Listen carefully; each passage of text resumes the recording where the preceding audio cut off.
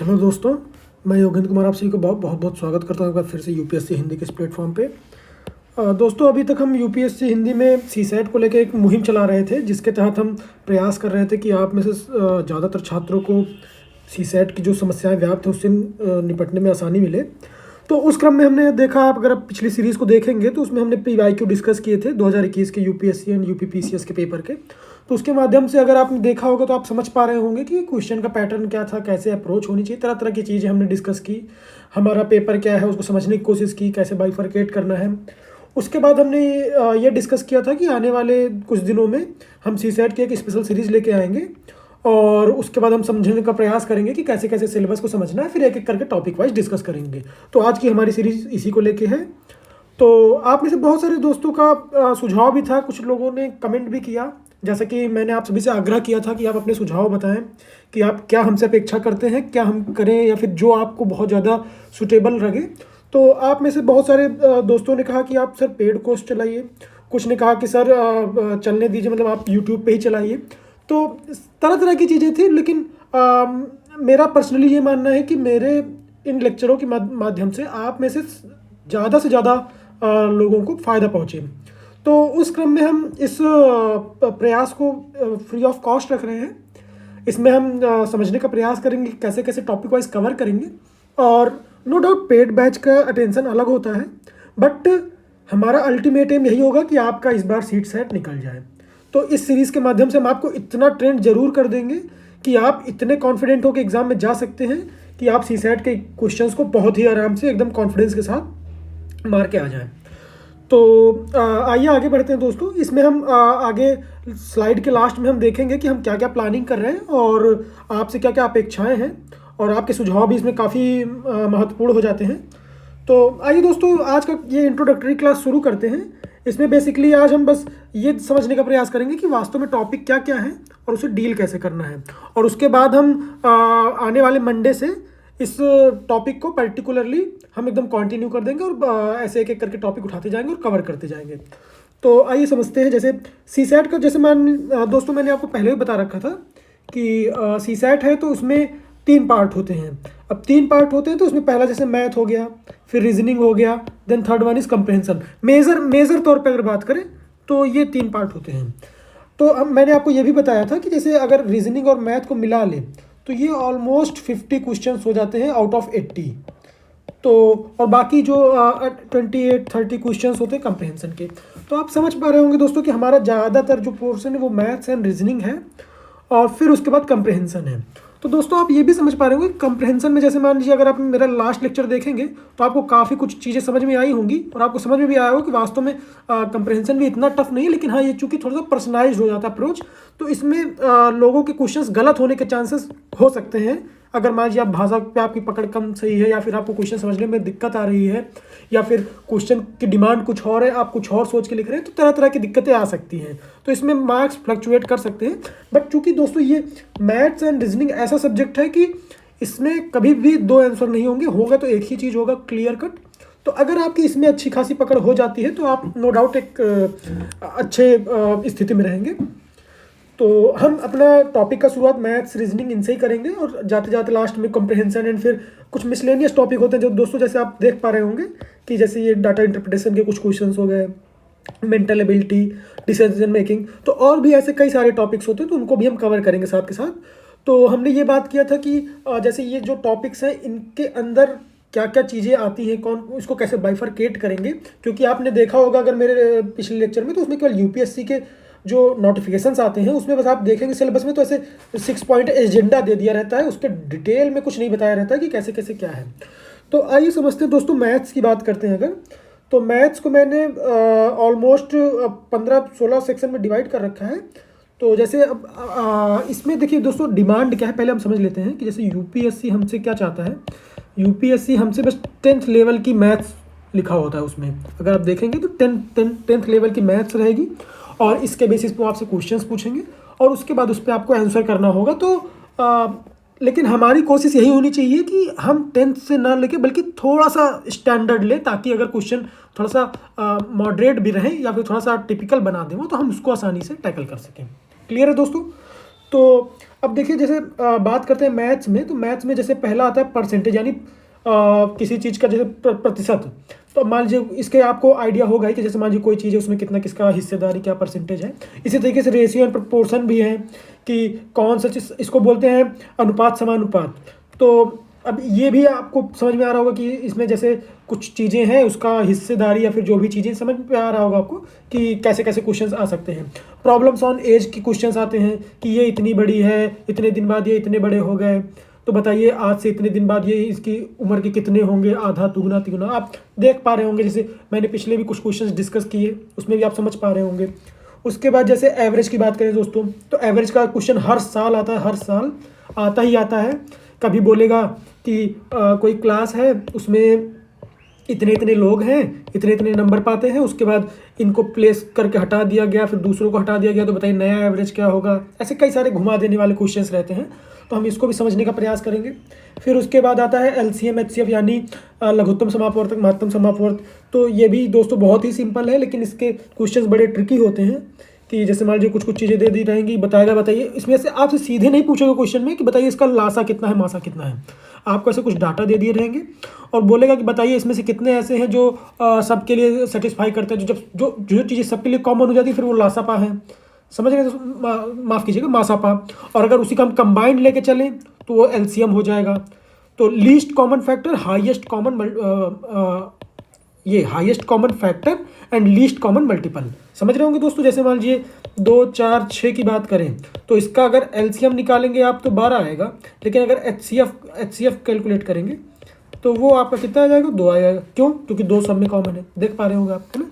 तो ये सारी चीज़ें छोटी छोटी चीज़ें हैं, तो इसको हम थोड़ा सा डिटेल में समझने का प्रयास करेंगे। उसके बाद जैसे परम्यूटेशन कॉम्बिनेशन, आपको याद होगा जब मैं पिछला पेपर्स डिस्कस कर रहा था तो उसमें हमने बताया था कि आगे चल के हम इसके क्वेश्चंस थोड़ा सा अच्छे से डील करेंगे। उसके बाद नंबर सीरीज़ रहती है, इसके भी क्वेश्चन, इसके तो मान के चलिए दोस्तों कि जैसे ये स्टार मार्क कर लीजिए कि नंबर क्वेश्चन तो इतना इंपॉर्टेंट है कि जैसे इसमें से हर साल आपसे 2, 3 या फिर कहिए तो 5 क्वेश्चन कुछ ना कुछ मतलब पूछेंगे ही पूछेंगे, चाहे यूपीएससी हो चाहे यूपीपीसीएस। उनका जैसे ये एकदम फेवरेट वो हो गया है कि ये मेरा एकदम एजेंडा है। अगला अगर बात करें जैसे डाटा इंटरप्रेशन का, तो इसको दोस्तों मैं मैथ्स में भी इंक्लूड कर सकता हूँ और इसको हम अलग से समझने का प्रयास करेंगे। जैसे पाई चार्ट वगैरह, ग्राफ और जो भी चीज़ है इसको हम अलग से समझने का प्रयास करेंगे, इसीलिए मैंने इसको सर्कल कर रखा है। उसके बाद आप देखे होंगे दोस्तों कि कुछ क्वेश्चन ऐसे आते हैं कि स्पीड, टाइम, डिस्टेंस, कि ये, अब मैंने इसका एक पीवाईक्यू अगर आप देख पा रहे होंगे, अगर आप नहीं देखे तो एक बार पिछले 4-5 लेक्चर को गो थ्रू हो जाइए, तो उसमें आप देखेंगे कि एक क्वेश्चन है कि कैसे कैसे आदमी चलता है, फिर इधर से कैसे कैसे आता है, तो कहाँ मिलेंगे, कितना समय। तो कहने का मतलब जो स्पेस, टाइम, डिस्टेंस, ये सब चीज़ें हैं, ये सारी प्रॉब्लम्स इससे रिलेटेड हैं। उसके बाद अगर बात करें अगले टॉपिक की, तो वो है प्रॉब्लम ऑन ट्रेन। तो प्रॉब्लम ऑन ट्रेन में क्या होता है दोस्तों, जैसे मान लीजिए 2 ट्रेन आ रही है, इसके ऊपर कोई खड़ा हो गया, कोई आदमी नीचे खड़ा है, उसको क्या दिखेगा, इधर जा रहे हैं उधर जा रहे हैं, मतलब ये ऐसे रिलेटिव वेलोसिटी, कुछ और सापेक्ष गति के संदर्भ में कुछ क्वेश्चंस रहेंगे। तो ऐसे ऐसे कई सारे क्वेश्चंस रहते हैं। उसी तरीके से बोट एंड स्ट्रीम का होता है दोस्तों। जैसे मान लीजिए कि ऐसे नदी बह रही है, अब कोई आदमी यहाँ से तैरना शुरू किया, तो तैर इधर रहा है, पहुँच इधर गया, तो अब पूछेगा कि बताइए कितना दूर गया, किस डायरेक्शन में गया, कितना समय लगा, है ना। तो कई सारी चीज़ें घुमा घुमा के पूछने, कभी कभी बोलेगा कि अगर नदी के बहाव में इतने स्पीड से जा रहा है, उसको इतना दूरी चलने में इतना समय लगा, अगर उल्टा चलता है नदी के उसमें तो कितना लगेगा, है ना। तो ये सारी जो छोटी छोटी चीज़ें हैं ये हम समझने का प्रयास करेंगे। देखिए दोस्तों, है बहुत सिंपल चीज़ें, लेकिन अगर आप इसको एक बार समझ जाएंगे, इसकी पकड़ हो जाएगी ना, तो अच्छी बात क्या होती है मैथ्स एंड रीजनिंग में कि ये चीज़ें आपकी गलत नहीं होती हैं। अगर आपकी इसमें पकड़ हो गई है तो आप कॉन्फिडेंस के साथ या तो आप सही करेंगे या तो गलत करेंगे, आर या पार का हिसाब, इसमें कोई डाउट जैसा कुछ नहीं होता है। बल्कि कंप्रहेंशन में आप कह सकते हैं कि थोड़ा सा लैंग्वेज की बात होती है कि समझ में हमें भी कुछ आता है, उनको भी कुछ आता है, 4 ऑप्शन में कुछ जो मोस्ट अप्रोप्रिएट है उनको जज करने में हमें थोड़ा सा दिक्कत हो सकती है। बाकी मैथ्स रीजनिंग का थोड़ा सा अलग टेम्पोरामेंट होता है। इसका आप 4 ऑप्शन देख के भी एलिमिनेशन टेक्निक से भी कई सारे क्वेश्चंस को फटाक से सॉल्व कर सकते हैं। तो ये सारी चीज़ें हैं। अब अगर अगले टॉपिक की बात करें तो जैसे ये टाइम एंड वर्क है, तो टाइम एंड वर्क भी दोस्तों बहुत बहुत इंपॉर्टेंट हो जाता है। जैसे मान लीजिए आपने सुना होगा कि जैसे मान लीजिए कि कुछ है, कुछ कुछ चीज़ें हैं, तो उसमें बोलेगा कि ऐसा ऐसा है कि कुछ लोग चल रहे हैं, कुछ ऐसा हो रहा है कि एक आदमी एक काम को इतने दिन में करता है, 2 आदमी 2 महिलाएं इसको इतने में करती हैं, तो फिर इतने आदमी इतना ये करके कितने दिन में करेंगे, है ना। इस टाइप की जो प्रॉब्लम्स हैं तो इसको हम समझने का प्रयास करेंगे। उसके बाद जैसे मिक्सचर एंड एलिगेशन के क्वेश्चन होते हैं, यानी जो मिश्रण है कि ये ऐसे इसको मिला दिया तो कितना हो गया। जैसे कुछ 2 नंबर मिला दिए या फिर 2 क्लास को मर्ज कर दिया, तो अब देखिए कभी कभी क्वेश्चन ऐसे बन जाते हैं कि 2 क्लास है, दोनों में नंबर दे दिया, दोनों के एवरेज दे दिए और दोनों को मिला दिया और बोलेगा कि बताइए नए क्लास का एवरेज कितना है। तो दोस्तों ये मिक्स टाइप के क्वेश्चन है, यानी इसमें आपका जो एवरेज वाला पोर्शन है वो भी कवर हो जा रहा है और मिक्सचर जो आप पढ़ेंगे वो भी कवर हो जाएगा। तो कहने का मतलब अगर आपको टॉपिक्स क्लियर नहीं रहेंगे तो ये सारे क्वेश्चन बहुत टफ लग सकते हैं, बट ये देखिए बहुत है सिंपल। जब हम करेंगे तो आपको समझ में आएगा कि बहुत सिंपल है। उसके बाद जैसे देखेंगे कि प्रॉफिट लॉस के क्वेश्चन होते हैं, लाभ हानि कि कैसे कैसे क्या है ना। उसके बाद ये SICI यानी कि सिंपल इंटरेस्ट, कंपाउंड इंटरेस्ट यानी कि साधारण ब्याज हो गया और चक्रवृद्धि ब्याज हो गया, है ना दोस्तों। तो ये सारी चीज़ें, अब जैसे मैंने आपको, अगर आप गए होंगे पिछले लेक्चर में, तो पिछली बार चक्रवृद्धि ब्याज से सीधे सीधे एक क्वेश्चन उठा के पूछ लिया। उसमें 2 साल के लिए पूछा हुआ था और बताया था कि बताइए, इसमें दर पूछा था, रेट, कि किस रेट से जो है उसमें लग रहा है ताकि उसका पैसा उतना बढ़ जाए। तो बहुत ही सिंपल क्वेश्चन था दोस्तों, बस आपको एक फॉर्मूले की ज़रूरत थी। अगर आप पुट करेंगे, थोड़ा सा इफर्ट लगाएंगे, थोड़ा सा उसमें ट्रिक भी था कि लास्ट में 6 आ रहा था, तो वो कौन कौन से डिजिट हो सकते हैं, 4 या 6%, अगर आपको ध्यान होगा, अगर आप मेरे लेक्चर्स को देखे होंगे। तो कहने का मतलब बहुत सिंपल चीज़ें होती हैं दोस्तों, तो आप इसको भी बड़े आसानी से कर सकते हैं। उसके बाद आता है नंबर सिस्टम दोस्तों। ये बहुत ही बेसिक होता है, अगर किसी भी टॉपिक को शुरू करना हो तो पहले यही शुरू होता है। तो मैं भी कोशिश करूंगा कि जो पहला लेक्चर मैं बनाऊं वो इसी से शुरू करूं, ताकि बेसिक से शुरू हो सके और आप अच्छे से चीज़ों को कवर कर सकें। उसके बाद दोस्तों अगला है मेंसुरेशन। मेंसुरेशन में जैसे आपसे एरिया पूछ लेगा यानी क्षेत्रफल, उसका परिमाप पूछ लेगा, पेरीमीटर, है ना। तो कई सारी चीज़ें हैं उसमें, शंकु है, कोण, और ये क्या नाम से, गोला, वृत्त, त्रिभुज, ट्रायंगल, है ना। ये सारी चीज़ें दोस्तों, बहुत सारी छोटी छोटी चीज़ें हैं, तो इसमें हम ये समझने का प्रयास करेंगे। और उसके बाद जैसे ये है कि अगला कुछ जो टॉपिक्स मैंने अलग से मेरे दिमाग में आ रहे थे कि जो चीज़ें पूछती हैं बट कहीं ना कहीं किसी किसी चीज़ में मेंशन्ड है, किसी में नहीं मेंशन्ड है। तो जैसे ये कभी कभी अलजेब्रा के क्वेश्चंस पूछ लेते हैं कि जैसे आपने देखा होगा, बहुत सिंपल सी बात है कि ऐसे देखा होगा आपने कि जैसे x-1/x की वैल्यू समथिंग है, ठीक। तो आपसे पूछ लेगा, बताइए कि x⁴ - 1/x⁴ कितना होगा। तो अब देखिए दोस्तों, इस तरीके की प्रॉब्लम है, बहुत सिंपल सा है। अगर आप प्रैक्टिस नहीं की, अगर आप इसकी ट्रिक नहीं जानते हैं, अगर आपको पहले इस तरीके के क्वेश्चंस मतलब अनुभव नहीं हुए हैं, तो आप देखेंगे कि थोड़ा सा आप मुश्किल में पड़ सकते हैं। तो इस तरीके के क्वेश्चंस को हम डील करेंगे, डिस्कस करेंगे, इसके क्या ट्रिक्स हैं और भी क्या इसमें वेरिएशंस कर सकते हैं। ज़रूरी नहीं कि यही पूछे, हमसे प्लस कर देगा, माइनस कर देगा, बहुत सारी चीज़ें हैं।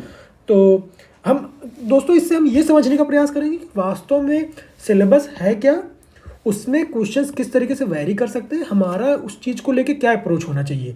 अल्टीमेटली दोस्तों हमें बस केवल और केवल फाइनल आंसर टिक करना है, ठीक है दोस्तों। तो अब अगला जैसे क्वेश्चन आता है प्रोबेबिलिटी में, प्रायिकता कि यानी वो बोल देगा आपसे कि ऐसी ऐसी चीज़ें थी और आप को कुछ पता चला कि इसके आने की संभावना इतनी है, इतने साल में इसके इतनी है। तो कहने का मतलब बताइए कि ये जैसे एक सिक्का उछाले, बहुत बेसिक्स मैं समझाता हूँ। अगर आपको एक सिक्का उछाला, उसमें एक तरफ हेड है, एक तरफ टेल है। तो अब सिंपल सी बात है, अगर आप सिक्का गिराते हो तो या तो हेड आएगा या तो टेल आएगा, 2 ही पॉसिबिलिटी है। तो जो पॉसिबिलिटी होती है वो नीचे आती है। अब अगर मान लीजिए हेड आया, उसके भी आने के चांस 1 है, अगर टेल आया तो वो भी 1 है, तो यानी 1/2 हो गई प्रोबेबिलिटी। समझ रहे हो दोस्तों, प्रायिकता। तो ये चीज़ें होती हैं कि भाई किसी चीज़ के घटित होने का क्या संभावना है। और उसके बाद दोस्तों जैसे कुछ टॉपिक ये हैं, इसमें से भी कुछ क्वेश्चन पूछते हैं समुच्चय सिद्धांत यानी सेट थ्योरी से। तो इसके क्वेश्चन तो मैंने आपको ऑलरेडी बहुत अच्छे से करा रखे हैं, और आगे जब इसको डिस्कस करेंगे डिटेल में तो उसको समझेंगे कि कैसे कैसे क्या क्या करना होता है। अब ये ट्रिग्नोमेट्री दोस्तों, ये भी बहुत सिंपल चीज़ें हैं। हाइट एंड डिस्टेंस है कि जैसे मान लीजिए आपसे पूछेगा कि ये कोई हाइट है, इसकी ये दूरी है, मान लीजिए x है, h है ये, और फिर बोलेगा कि अगर ये y हो गया तो ये h कितना होगा, या फिर एंगल पूछ लेगा, या फिर वेलोसिटी पूछ लेगा, है ना। तो थोड़ा चीज़ें इसमें वेरी करते जाएंगे। तो कहने का मतलब दोस्तों देखिए, कभी भी यूपीएससी आपसे बहुत ज़्यादा किसी चीज़ में मास्टरी करने के लिए होता है ना कि आपकी एक्सपर्टीज़ हो उस चीज़ में, ऐसा बिल्कुल वो एक्सपेक्ट नहीं करता है, क्योंकि उसने साफ लिख रखा है कि उनको चाहिए 10th लेवल की मैथमेटिक्स बस। तो कहने का मतलब अगर कोई 10th का बच्चा है तो वो उस क्वेश्चन को सॉल्व कर ले, उनका लेवल केवल और केवल इतना होता है, क्योंकि ये दोस्तों सीसैट पेपर ही एप्टीट्यूड टेस्ट है, यानी ये आपके बस एप्टीट्यूड को चेक कर रहा है, आपकी मेंटल एबिलिटी को चेक कर रहा है, यानी ये बहुत ही बेसिक चीज़ें पूछेगा। बस आपको ये पता होना चाहिए कि आप उस चीज़ों को कैसे करेंगे और सीमित दायरे में, यानी 2 घंटे का आपका जो समय है उसमें आप कैसे करेंगे चीज़ों को। ठीक है दोस्तों, अब अगला बात करते हैं जैसे रीजनिंग की। तो अब मैथमेटिक्स हमने देख लिया और रीजनिंग की बात करें, दोनों मिला के आप देख रहे होंगे कि 50 के आसपास क्वेश्चंस आते हैं हर साल। 50, 55, 45 है ना, ये मोर और लेस +-5 होते रहते हैं। तो कभी कभी आपसे डिसीजन मेकिंग के क्वेश्चन नहीं पूछते हैं, कभी कभी कम्युनिकेशन स्किल के क्वेश्चन नहीं पूछते हैं, कंप्रहेंशन के हर साल पूछते हैं। तो उसी तरीके से है दोस्तों, जैसे अगर आप मेरे पिछले वीडियोज़ के थ्रू गए होंगे तो आपने देखा होगा मैंने ट्रेंड की चर्चा की थी। तो दोस्तों अगर आप ट्रेंड को देखेंगे तो आपको भी उसी हिसाब से एक बुद्धिमत्तापूर्ण डिसीजन लेना चाहिए, ताकि आप जो डिमांड है क्वेश्चन की उसको फुलफिल कर सकें। आप अगर हर चीज़ को कवर करने का प्रयास करेंगे तो उसके चक्कर में आपको जो मेजर पोर्शन है जो आपको स्कोर दिला सकते हैं, अगर आप उस पर फोकस नहीं कर पाएंगे तो ये आपके लिए थोड़ा सा प्रॉब्लमेटिक हो सकता है। तो अब आइए रीजनिंग की बात करें अगर, तो रीजनिंग में हम देखेंगे कि जैसे क्वेश्चन आते हैं क्यूब एंड डाइस पे। तो ये साफ साफ क्वेश्चन आया था पिछले साल, तो मैंने भी बोला था कि उस समय कुछ हल्का हल्का आपको हिंट दिया था। इसके बाद जब हम इस पर टॉपिक वाइज चलेंगे तो इसमें आपको और क्लियर समझ में आएगा कि जैसे कोई क्यूब है, उसको काट दिया, कितने क्यूब बनेंगे, कुछ ऐसे फेस का रहेगा कि ये ऐसे ऐसे चीज़ें हैं, इसका ये कितना फेस कलर्ड रहेगा, कितने फेस के 2 फेस कलर्ड रहेंगे, कितने ऐसे सेक्शन होंगे जिनका 3 फेस अलग अलग कलर का होगा, है ना, और ऐसे कितनी पॉसिबिलिटीज़ हैं। तो कई कई तरह की चीज़ें ऐसे ऐसी आती हैं। कैलेंडर बेस्ड प्रॉब्लम, दोस्तों अगर आप गए होंगे पिछले लेक्चर में तो आपने देखा होगा बहुत क्लियर सीधे सीधे उन्होंने बोल दिया कि बताइए 10 अक्टूबर 2027 को कौन सा दिन होगा, बस इतना ही क्वेश्चन था दोस्तों। तो अब इसमें आपको ये भी लिंक करना था कि भाई आप यूपीएससी का एग्जाम किस दिन दे रहे हैं, उस दिन संडे है तो कैसे करेंगे, है ना। तो ये छोटी छोटी चीज़ें हैं, इसको हम समझने का प्रयास करेंगे कैलेंडर में। फिर कोडिंग डिकोडिंग होता है कि कोई कुछ दे दिया, वहाँ पे क्या होगा बताना होगा कि अगर इसको ये कहते हैं तो इसको क्या कहेंगे, तरह तरह की चीज़ें। ये रीजनिंग की सेक्शन है दोस्तों। डायरेक्शन के क्वेश्चन तो दोस्तों जैसे यूपीएससी का एकदम जैसे पेट क्वेश्चन हो गया, एकदम फेवरेट। अगर ये इसको नहीं पूछेंगे तो उनका काम ही नहीं चलेगा। तो डायरेक्शन का क्वेश्चन आता ही आता है, सीरीज के क्वेश्चन आते ही आते हैं, ब्लड रिलेशन के क्वेश्चन कभी कभी आते हैं, कभी कभी नहीं आते हैं, बट ये है कि बहुत ही सिंपल होता है और ये मान के चलिए कि हर साल या फिर हर दूसरे साल ये क्वेश्चन आते हैं। ऑर्डर एंड रैंकिंग के क्वेश्चन हर साल आते हैं दोस्तों, हर साल। इस साल भी आया था, अगर आप देखे होंगे तो उसमें कुछ सीमा रीना कुछ बोल रहा था कि ये इस पोजीशन में है तो ये कहाँ जाएंगी, ऐसे ऐसे करके तो स्टेटमेंट दे देते हैं कई सारी। अब जैसे ये देखिए दोस्तों, ये बोला है सिलोजिज्म यानी न्याय निगमन। देखिए दोस्तों ये जो है ना ये बहुत इंपॉर्टेंट होता है। मतलब आजकल अगर आप देखेंगे तो यूपीएससी को इसमें बहुत मज़ा आ रहा है। मतलब इस तरीके के क्वेश्चन उन्होंने बहुत दिए हैं। क्या करेंगे ये कि ऐसे ऐसे कुछ सारे ऐसे स्टेटमेंट दे देंगे और कुछ सारे ऐसे ऐसे ऐसे निष्कर्ष दे देंगे। तो बोलेंगे कि इन स्टेटमेंट को पढ़िए और ये जो निष्कर्ष है इनको पढ़िए। तो इन स्टेटमेंट की वजह से कौन से निष्कर्ष जो है सही है उनका कभी कोई डायरेक्ट पूछ लेता है, कभी कभी इसमें भी घुमा देगा कि A and B, A B C, है ना, ऐसे ऐसे करके। तो कहने का मतलब ये थोड़ा सा इंपॉर्टेंट हो जाता है, बहुत इंपॉर्टेंट हो जाता है। और आप देखेंगे कि मैंने इसको कितनी आसानी से आपको बताने का प्रयास किया था जब हम डिस्कस कर रहे थे। तो आपने देखा होगा कि जैसे इस तरीके से मैंने बताया था कि ये है तो ये है तो ये ओवरलैपिंग सेक्शन है, यहाँ पॉसिबिलिटी हो सकती है। तो आप देख पा रहे होंगे कि इसमें ये है ना। तो ऐसे हमने डिस्कस किया था कुछ कुछ चीज़ें। तो इसको जब हम इसको पढ़ेंगे तो और अच्छे से समझने का प्रयास करेंगे। इसमें वेरिएशन समझेंगे बेसिकली हम कि क्या क्या वेरिएशन हो सकते हैं। उसके बाद देखिए काउंटिंग ऑफ फिगर्स रहते हैं। काउंटिंग ऑफ फिगर आप नाम से ही समझ गए होंगे कि कुछ कुछ ऐसे चित्र दिए रहेंगे। जैसे मान लीजिए ट्रायंगल है, त्रिभुज दिया है, अब ऐसे ऐसे खींच दिया, अब बोला बताइए इसमें नंबर ऑफ ट्रायंगल कितने हैं, है ना। ऐसे ऐसे बोल देगा, ऐसे स्क्वायर दे देगा, ऐसे ऐसे खींच देगा और फिर उसमें और कुछ जोड़ देगा, ऐसे ऐसे कुछ कर देगा, थोड़ा सा कॉम्प्लिकेट कर देगा, फिर बोलेगा बताइए इसमें नंबर ऑफ स्क्वायर कितने हैं, नंबर ऑफ रेक्टेंगल कितने। तो इस तरीके के क्वेश्चन। उसके बाद पजल्स, सीटिंग अरेंजमेंट, ये क्वेश्चन भी दोस्तों लगभग हर साल ही आता है। इसमें बोल देगा कि ऐसे ऐसे बैठे हैं कुछ लोग, ये इसके दाएं तरफ चौथी है, इसके तरफ से पांचवी है, इसे घुमा देगा, फिर कहेगा बताओ कहाँ ये कौन बैठा है ना। तो इस तरीके के क्वेश्चन जो है ये सब हम देखने का प्रयास करेंगे, समझने का प्रयास करेंगे। और उसके बाद कुछ क्वेश्चन दोस्तों डिसीजन बेस्ड क्वेश्चन होते हैं, इसको हम अलग से देखने का प्रयास करेंगे। हालांकि ये थोड़ा सा पर्सनल वो हो जाता है तो इसमें बहुत ज़्यादा ध्यान नहीं देंगे, बट इतना है कि ये समझ लेंगे हम कि क्वेश्चंस कैसे कैसे आते हैं, क्योंकि ये आपके डिसीजन मेकिंग स्किल को चेक करता है। तो इसको हम लास्ट में देखेंगे।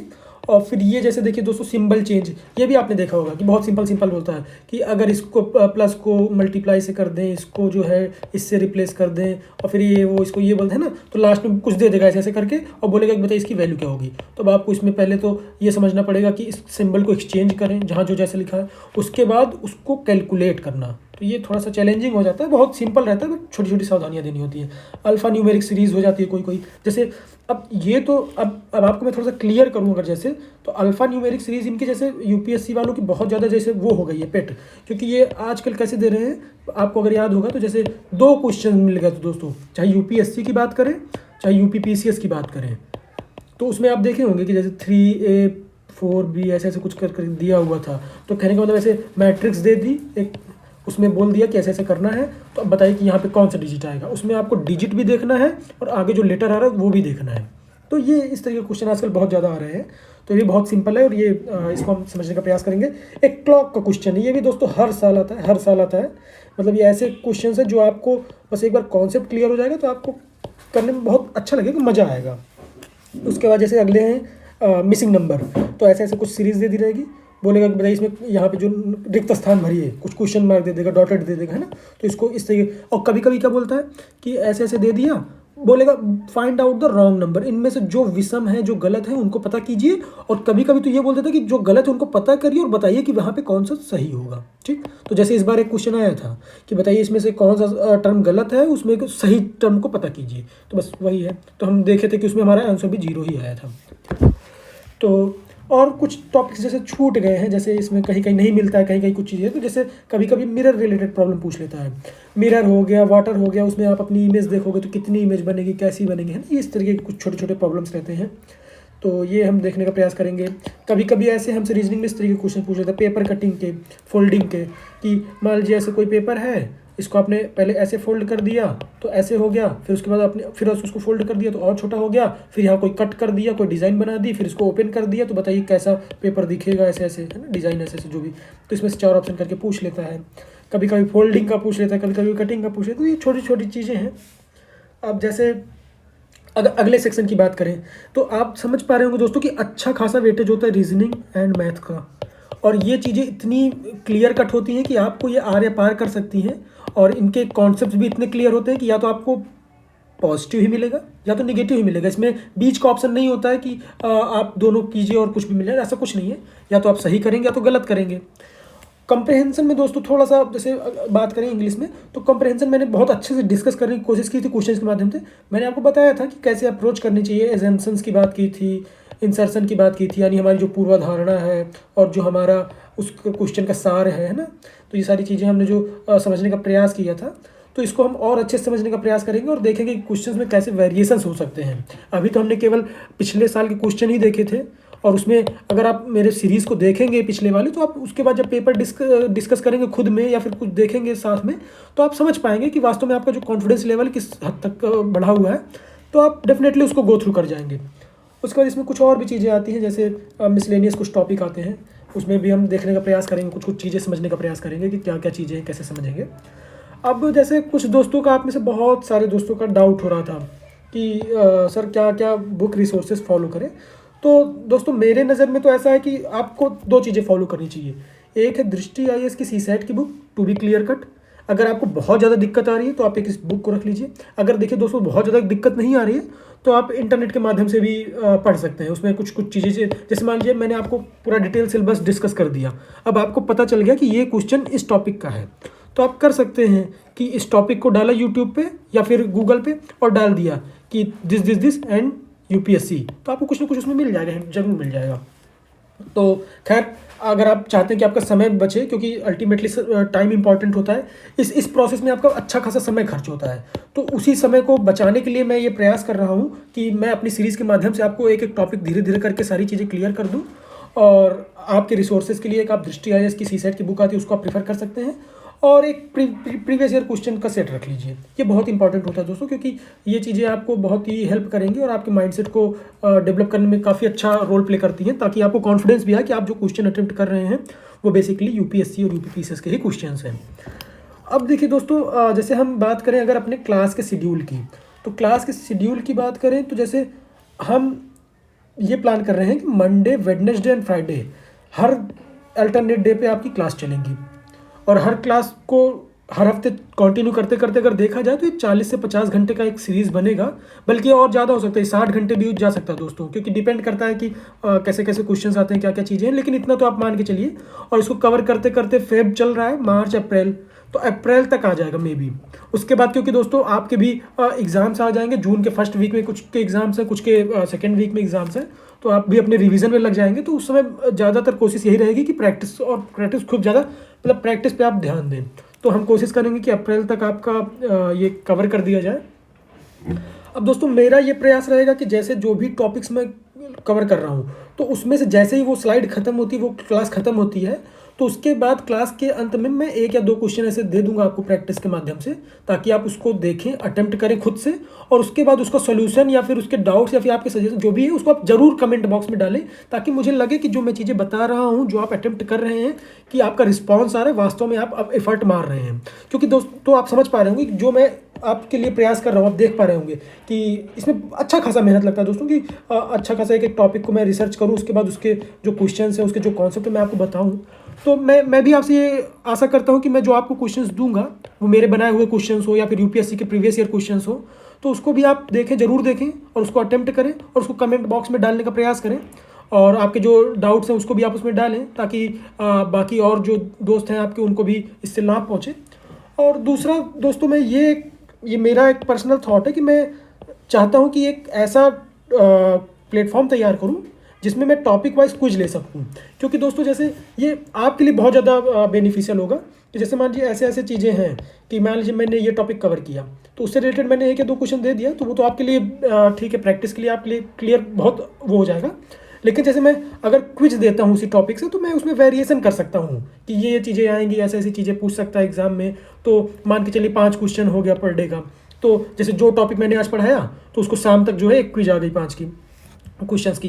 तो इसको मैं एक टेलीग्राम चैनल के माध्यम से सोच रहा हूँ करने का, लेकिन ये ऑप्शनल है दोस्तों। कहने का मतलब इसको मैं तभी करूँगा जब आप में से बहुत ज़्यादा छात्रों का डिमांड होगा, क्योंकि ये अच्छा खासा टाइम टेकिंग भी है और ये इफ़र्ट काफ़ी लेता है। तो इसके लिए मैं कोशिश करूँगा कि अगर आपका रिस्पांस आता है तो मैं इसको जारी करने की कोशिश करूँगा, और इसका मैं थोड़ा सा नॉमिनल फ़ीस रखूँगा।